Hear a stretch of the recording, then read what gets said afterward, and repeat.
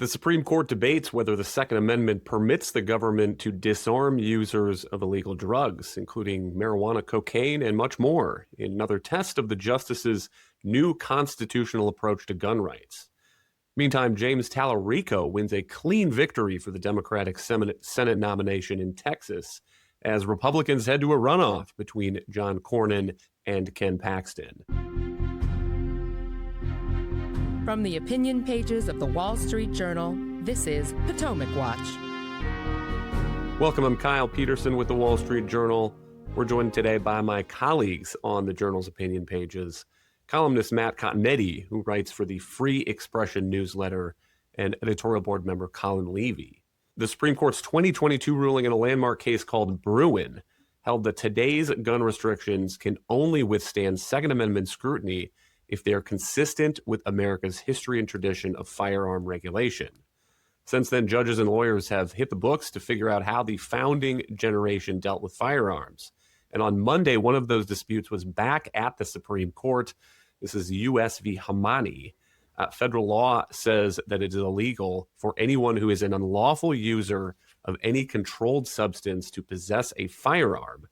Ali Hamani was charged with that crime in 2022 after police found marijuana, cocaine, and a gun at his house. He admitted to using marijuana a few times a week, and that was the basis for the criminal case against him. So does the United States have a history and tradition of disarming illegal drug users? Let's listen to Justice Samuel Alito first, tangling with Sarah Harris of the U.S. Solicitor General's office. Most of the most commonly used illegal drugs either had not been invented at the time of the adoption of the Second Amendment or the adoption of the 14th Amendment.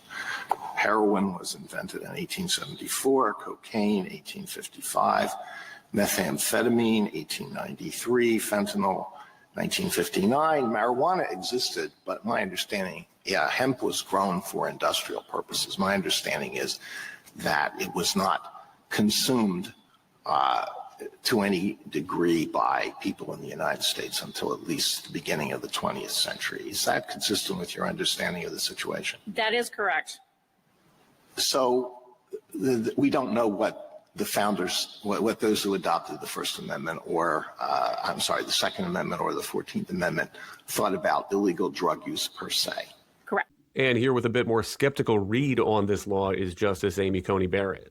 I think where I'm stuck, I agree with you that you don't need to have just alcohol because that's all there was at the finding, and that would be trapped in amber. Let's say that I think that the principle is if you have reason to know that someone would pose a risk of violence is dangerous, that the legislature can disarm. I guess when I look at these drugs, however, I mean, Robitussin, Ambien, Tylenol with codeine, testosterone, Adderall. I mean, none of those drugs strike me. I mean, I'm not a pharmacologist, but none of those drugs strike me as drugs for which it is obvious that a risk of violence would ensue. Is it your position that all of the drugs that I just mentioned would pose a risk of violence and dangerous behavior? So what I'm saying is those drugs in Schedule 4 and Schedule 5. Oh, actually, Adderall is in Schedule 2. Okay. Just with, yes, I'm sorry, I'm less familiar with Adderall on the scheduling. But with respect to these categories of drugs, whichever schedule they're on, you have to be using them habitually and not for their prescribed purpose. So yes, our position is if you are in that category, you are doing something that is. So it's the lawfulness, because what if you're a college student and you take your roommate's Ritalin twice a week because you think it's going to help you take exams? Matt, what do you make of this constitutional pickle that the justices are facing? Well, first of all, the hearing, Kyle, at some points resembled a Hunter S. Thompson book, because the list of drugs that the justices and the different lawyers were going through, anabolic steroids, heroin, marijuana, alcohol, Adderall, as we just heard in the clip, was mind-boggling. I think this is the situation you get in when you say that you cannot have restrictions on fundamental rights, in this case, the right to bear arms in the Second Amendment, without some basis in the history and tradition of the United States. And so we have here a law on the books. It's been on the books since 1968, where the language of the statute is is clear on a plain reading that it prohibits firearms possession by a person who is on unlawful use of or addicted to any controlled substance. But when you try to square that with recent Second Amendment jurisprudence, you have to figure out, well, is marijuana something that would fall under the history and tradition of the United States controlling substances? And I have to say, I don't know where the justices are going to fall on this question. Part of the difficulty is that these historical precedents that are being cited under the Bruin test, Colin, none of them are exact, because as Justice Alito lays out there, a lot of the substances we're talking about were invented long after the founding. So what the government is pointing to is laws that the founding generation used to restrict the rights of habitual drunkards, is the term that is all over these briefs. So they're vagrancy laws, in essence. If someone was labeled a habitual drunkard, they could be sent to a workhouse or required to pay some kind of surety. But part of the difficulty here is that does not map exactly on to the situation we find ourselves in today with these illegal drugs, a whole list of things in the Controlled Substances Act.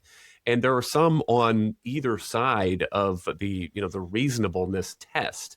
The other part that makes this difficult, and you heard the justices wrangling with that issue, there are substances on the Controlled Substance list where you can imagine pretty easily how having those in the same place with a user and a firearm, a gun, is a bad idea, not only because of the psychological, the pharmacological effects that the substance can have, but also just the nexus the government is pointing to between illegal drug use and crime. You can have disputes between buyers and dealers that go bad as one. You can have addicts who turn to crime to finance the next buy. And on the other hand, you have things like Ambien, and you heard Justice Barrett in another question kind of drilling into that. What if my husband has a prescription for Ambien and I'm going into his stash? I don't have a prescription, but I'm going into his stash some night because I'm having trouble sleeping. Technically, then I'm using an illegal drug. And so it's difficult because it seems like the justices are facing an all or nothing question here.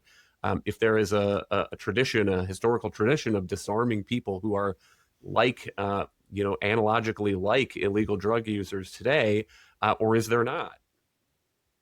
Yeah, this is a complex case, Kyle. And I really liked that line of questioning that you mentioned from Justice Amy Coney Barrett, because I think what we're dealing with here has a lot of vagueness and balancing elements that they're trying to parse. What does the court need to address primarily? Is it the dangerousness of the illegal drugs, or is it their illegality?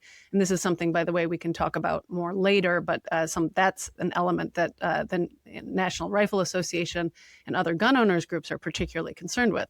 But, I think people still socially and psychologically put recreational drugs into a different category than alcohol. At the same time that landscape is shifting with marijuana legalization. So the problem in this case is that the justices have to consider how their judgment breaks, not just on marijuana in this case, but also, with other illegal drugs that can be highly addictive, that can be psychotropic, that can be hallucinogenic. Under the precedent that you mentioned, the 2022 precedent in Bruin, the government has to prove that gun laws line up with historical traditions. So the question was, how did the framers discuss the right to bear arms in the context of drinking? The government says there's plenty of historical analog for restricting the gun rights of habitual drunkards, even during periods when they're sober. But the phrase habitual drunkard also has, a fairly specific meaning. Back in the founders' days, it was probably someone who was drinking beyond their capacity to function in polite society on a regular basis. And that's not the same as someone who was, say, having a couple of glasses of wine every other day. So that's what's so tricky about this case, because the particular facts that are presented here are that Mr. Hamani, who says he owned his handgun for self-defense and he used marijuana a few days a week, does that pattern look more like someone who's a light social drinker, and who I think most people would generally understand does not forfeit their Second Amendment rights? Or does that person pose a different kind of risk because of the dangerousness of the mental state of someone who's high? So I think that's really the crux of it. And then the practical problems that flow from that, if some of these drugs are akin to a habitual drunkard and some of them are not, who is supposed to make that call? And both sides in this dispute agree that the founders had no problem disarming people who, at the moment of their use of the gun or carrying the gun, were intoxicated. But then that puts police in the difficult situation of trying to figure out when that suspect's high exactly wore off. The other thing that makes this difficult in particular, Matt, with respect to marijuana, is that 40 states have legalized marijuana, I think, in some fashion. A couple dozen of them have legalized recreational marijuana. And by the way, with kind of the acquiescence of the federal government, which has signaled over many years now that it is not going to enforce the Federal Controlled Substances Act with regard to marijuana on regular users and buyers, including at legal pot shops in many states now. By the way, the federal government said with respect to some of these other substances, Ambien and whatnot, that their interest really is only enforcing this Second Amendment rule, this illegal gun rule with respect to drugs that are on Schedule 1 and Schedule 2. So there was some suggestion that maybe the justices could try to draw some kind of line in between there. But as we sit here now, marijuana is still a Schedule 1 controlled substance under federal law. The form you fill out as a purchaser of firearms asks about illegal drug use, and then it includes this warning: the use or possession of marijuana remains unlawful under federal law, regardless of whether it has been legalized or decriminalized for medicinal or recreational purposes in the state where you reside.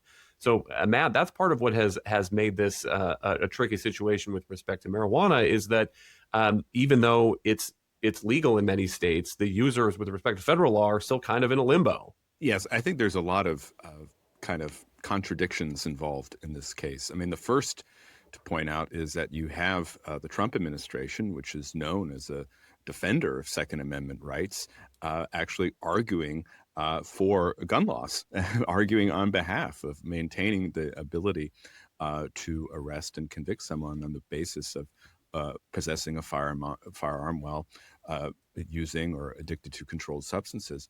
And it pits the administration against its often allies in the gun rights community. And it puts Trump on the same side as blue state governors, including Hawaii, where the administration was arguing against Hawaii's gun control laws just in the past month at the Supreme Court. So that's the first kind of unusual coalition here.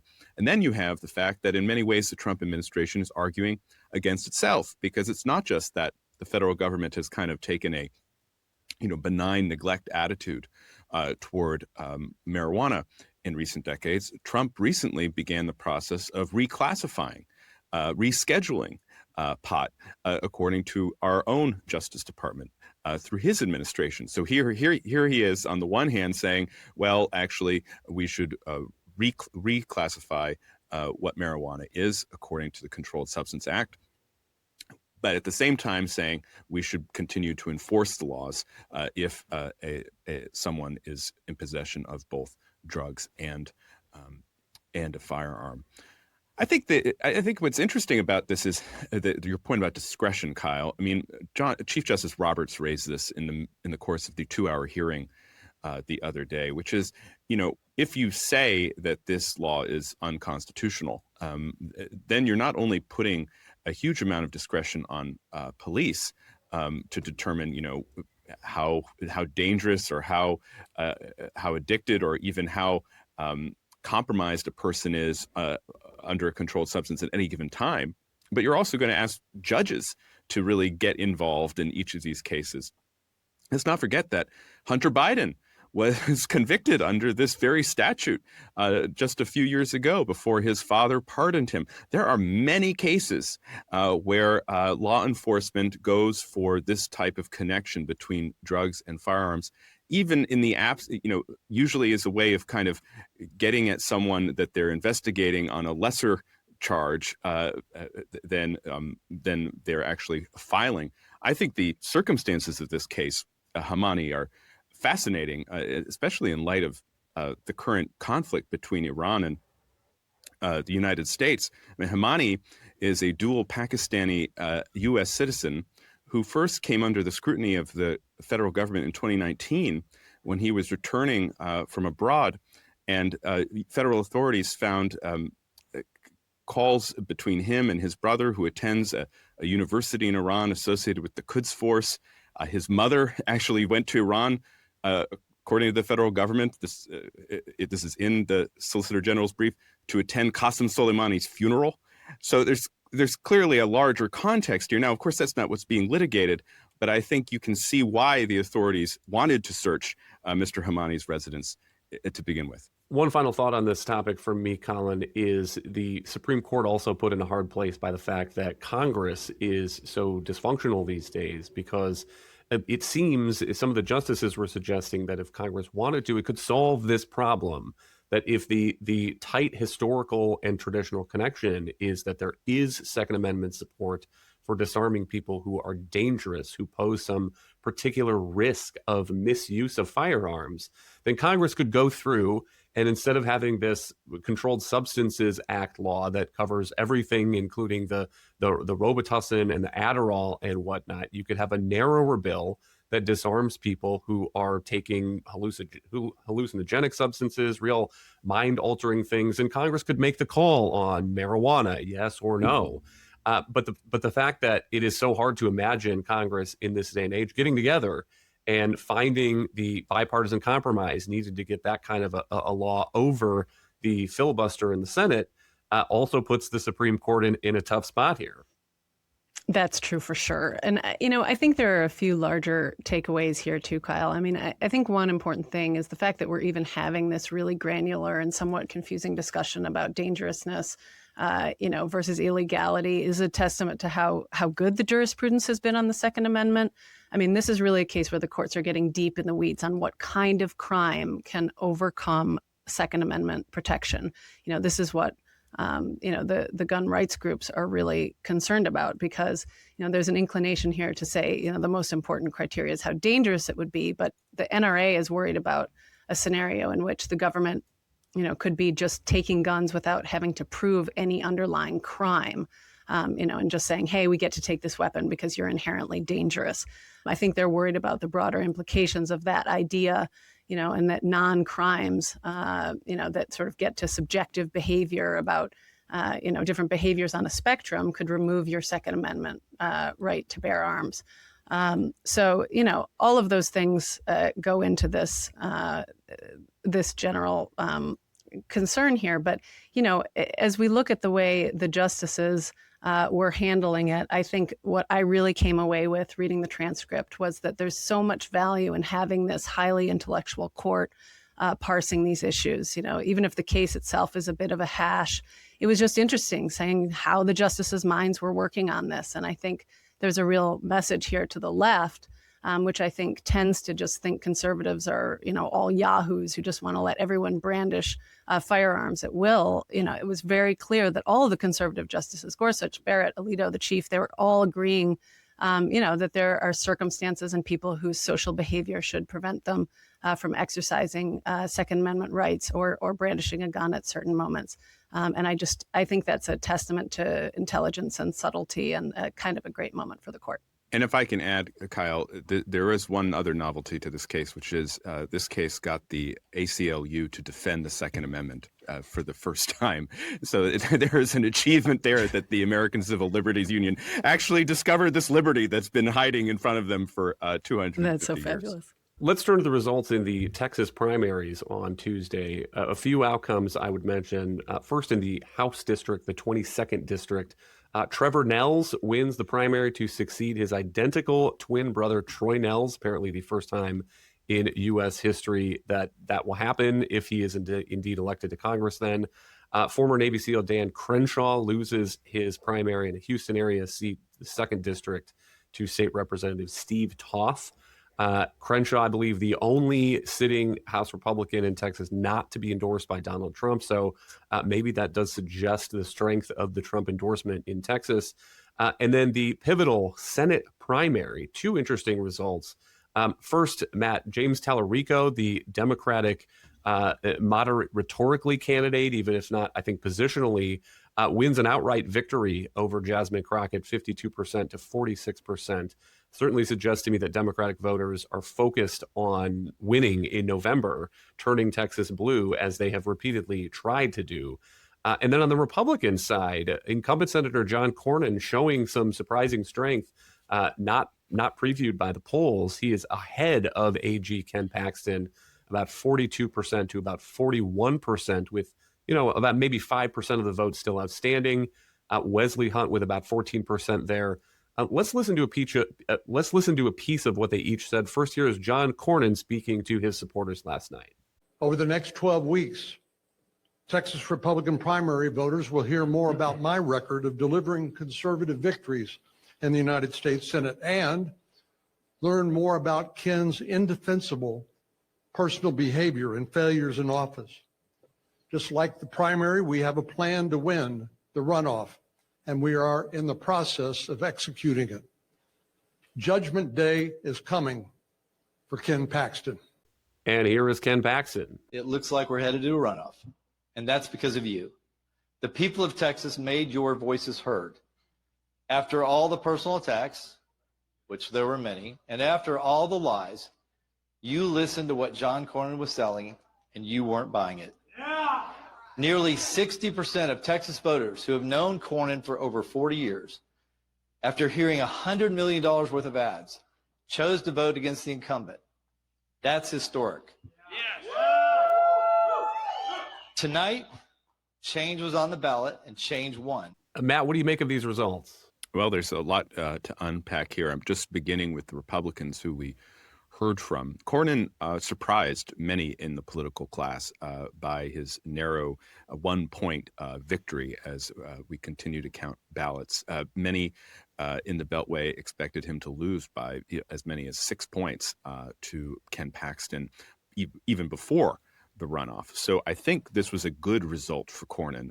It's a good result, one, because it shows that he's viable, but two, it also may encourage President Trump to enter the race and issue an endorsement for Cornyn. He has been open to both candidates. He has stayed out of the race so far. But I think the argument to President Trump will be, look, we've already spent a lot of money on this race to get Cornyn where he is today. If you don't intervene on his behalf, then there's the possibility that Paxton will face Talarico, and Senate Republicans will have to spend even more money in order to preserve a Republican Senate seat from Texas. So I think on that sense, it was a pretty good night for Cornyn. On Talarico, his clear victory, 53-46, was on the backs of white liberals who were very enthusiastic about him, but he also did very well among Hispanic Democrats. And so that may be a slight encouraging sign for Democrats in the general election. Overall, though, there was tremendous Democratic enthusiasm, without a doubt. But we have to remember, this is a Trump plus 14 state. So Trump won this Texas by 14 points in 2024. That is a mountain that James Talarico will have to traverse if he wants to turn that Senate seat blue in November. But another point of maybe optimism for Democrats, if you look at the totals, the vote totals, 2.14 million votes tallied so far in the Republican primary. And compare that to the Democrats, 2.3 million votes tallied in the Democratic primary. I think that's interesting. It does suggest, Colin, that Democrats are very eager to vote in the midterm elections this year. And I guess I would second what Matt said, strengthens the argument for Cornyn, I think, that Ken Paxton's baggage is not something that Republicans want to be carrying into November. For sure. I think now that we know that the matchup will be with Talarico, the optics of that comparison, they're just obviously not great for Ken Paxton.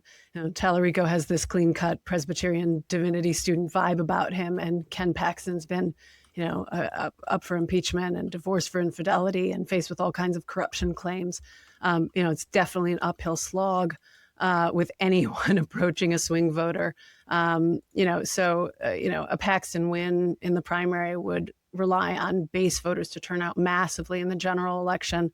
I don't know whether there would be anywhere near the kind of turnout that Democrats are counting are counting on getting there. And, I think this whole moment last night was obviously a bit of a surprise for a lot of people who've been watching Cornyn pulling ahead in the three-way race because, even though it wasn't enough to avoid a runoff, it was a bit of a surge because he was really down in the polls a few weeks ago. And I think there is an interesting dynamic here because, Paxton wants to say, he's the challenger and he's the outsider because obviously Cornyn's been in the Senate for a long time.